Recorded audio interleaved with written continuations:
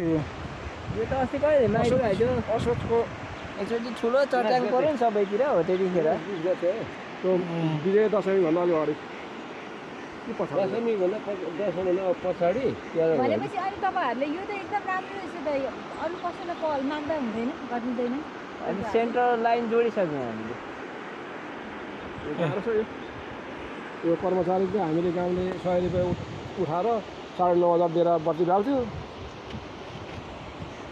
पहिलाको तालिम प्राप्त कर्मचारी उहाँ हो खेत त बाँझेछ त है अनि मसिनो बाँकी त होइन यो यहाँ पनि त खेतै थियो त नि यो त खेतै थियो वीरताको टुक्रा ल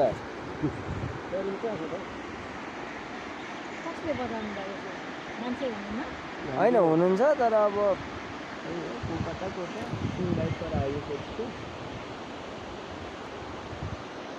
हेर्नु